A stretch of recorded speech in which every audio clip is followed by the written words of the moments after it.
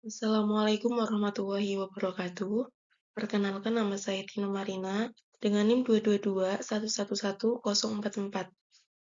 Di sini saya akan menjelaskan makosid syariah menurut Muhammad Tauhid bin Al-Asyur. Yang pertama ada biografi. Jadi Muhammad Tauhid bin Al-Asyur itu lahir pada tahun 1879 Masehi di kota La Marsa, Tunisia. Beliau ini terlahir dari keluarga para ulama, seperti Syekh Ahmad Ibnu Asyur, Muhammad Ibnu Asyur, Muhammad Thohir Ibnu Asyur, Al-Jad, dan kemudian Muhammad Fadil Ibnu Asyur. Lalu beliau juga mendapatkan berbagai ilmu agama seperti hadis dan balaghah diajarkan oleh kakeknya yang merupakan Syekh Dibu Atur. Beliau juga merupakan pemimpin mufti yang disebut Syekh Al-Imam dan seorang guru di bidang tafsir dan juga balaghah. Dengan luasnya pengetahuan dan ilmu yang beliau miliki, sehingga dalam memberikan kebijakan dan mengambil keputusan, beliau selalu memperhatikan kemaslahatan hukum dengan menerapkan ilmu maqasid syariah dan juga ilmu usul fiqh. Kemudian Muhammad Thohir bin Al-Asyur juga menciptakan karya ilmiah, yaitu berupa sebuah penjelasan atau syarah, komentar atau tahqiq, kumpulan syair, dan juga buku ilmiah lainnya. Beliau juga wafat pada Ahad tanggal 13 Rajab 1393 Hijriah yang bertepatan dengan tanggal 12 Oktober 1937 Masehi dan di usia 94 tahun. Teori makosid syariah menurut Ibnu Asyur itu dibedakan menjadi 4. Yang pertama itu ada al-fitrah.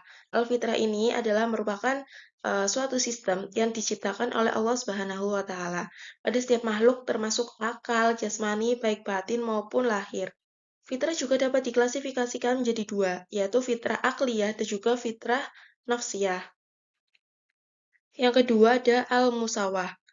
Setiap muslim kedudukannya sederajat di hadapan hukum Islam, tidak ada perbedaan dalam menghadapinya.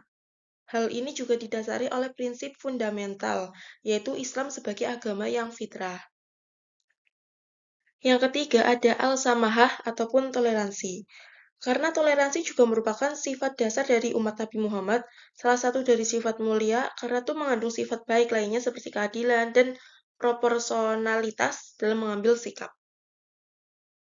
Kemudian yang terakhir itu ada al-huriyah. Al-huriyah ini artinya kebebasan hak untuk bertindak atas kehendaknya sendiri tanpa hambatan. Kebebasan tersebut itu dibagi dalam beberapa aspek, yaitu ada perkataan, perbuatan, serta akidah. Konsep pertama makosid syariah itu dibagi menjadi dua. Yang pertama ada makosid al-syariah al-amah ataupun umum. Ini tujuan syariat yang mencakup kepentingan dan kemaslahatan manusia secara umum, kayak seperti menghindari kerusakan, persamaan hak asasi manusia, dan penerapan syariat sesuai aturan-aturan Allah. Yang kedua, ada makosid al-syariah al-khosos an al-mu'amalat ataupun khusus, yaitu mengenai muamalat. Misalnya tuh makosid syariah hukum tata niaga, keluarga, penggunaan kekayaan, dan juga perundang-undangan. Lalu ada makosid dalam cangkupan tujuan atau maksud dan syarat. Ini juga dibedakan menjadi 4. Yang pertama ada maslahat dilihat dari segi pengaruhnya. Di sini dibedakan lagi menjadi ada daruriyat, hajiat, dan tahsiniyat. Kemudian yang kedua itu dilihat dari segi hubungan dengan umat secara individu, kelompok maupun umum. Ada maslahat al-kulliyah dan juga juz'iyah. Selanjutnya, dilihat dari segi terlaksanakannya kebutuhan dan tercegahnya kerusakan, itu ada maslahat qot'iyah, seniyah, dan wahmiyah. Yang terakhir itu ada maqasid al-khossah atau tujuan khusus syariah.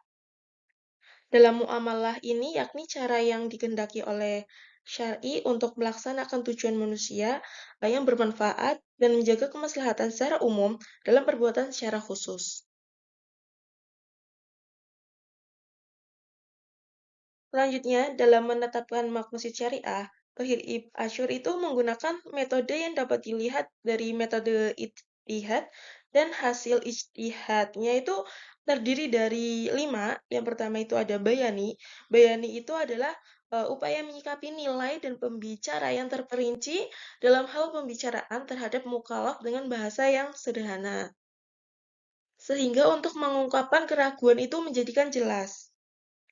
Yang kedua, itu ada tarjihi, yaitu membandingkan dua dalil bertentangan, kemudian tuh mengambil dalil yang paling kuat, yakni dari sisi sanad, matan, hukum yang terkandung dalam hadis, dan indikator pendukung dalil lainnya. Selanjutnya kias. Kias ini kan memadankan atau mencocokkan kasus yang tidak ada dalam nas dengan kasus yang ada hukumnya dalam nas, karena adanya persamaan ilat dari kedua kasus tersebut. Yang keempat, makosidi. Makosidi ini adalah untuk menemukan hukum dalam Al-Quran yang masih umum tanpa penjelasan terperinci.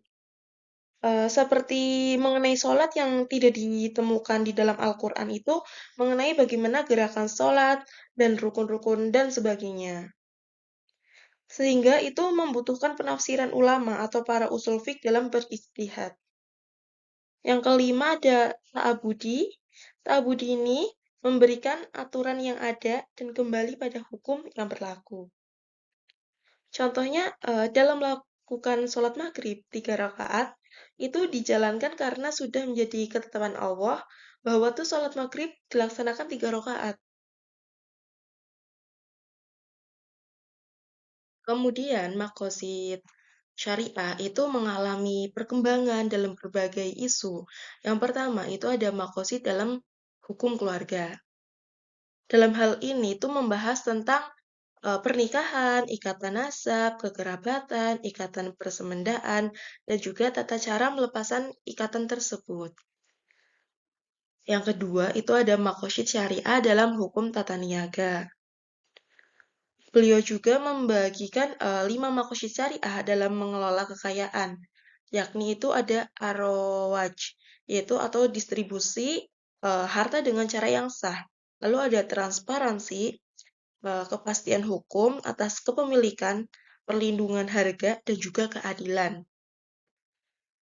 Yang ketiga ada makosid syariah dalam muamalat ketenaga kerjaan. Sehingga untuk meminimalisirkan beban pekerjaan bagi pekerja dan untuk menghindari adanya unsur perbudakan.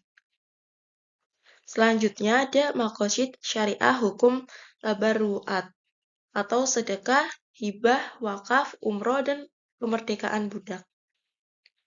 Dan yang terakhir itu ada makosid syariah khusus dengan sistem kesaksian dan peradilan. Peradilan ini dibagi menjadi 4, yaitu ada makosid syariah dalam lembaga peradilan, lalu ada dalam jabatan hakim itu sebagai unsur tertinggi, dan adanya dalam persaksian, sama dalam sanksi pidana. Jadi dengan adanya sanksi pidana itu terdapat 3 maslahah dalam sanksi tersebut, yakni itu sebagai memberi efek jera kepada pelaku, memberi rasa puas terhadap keluarga korban, dan juga memberikan efek teguran kepada yang lain. Terima kasih. Apabila ada kesalahan dalam berkata, saya mohon maaf. Wabillahi taufiq wal hidayah. Wassalamualaikum warahmatullahi wabarakatuh.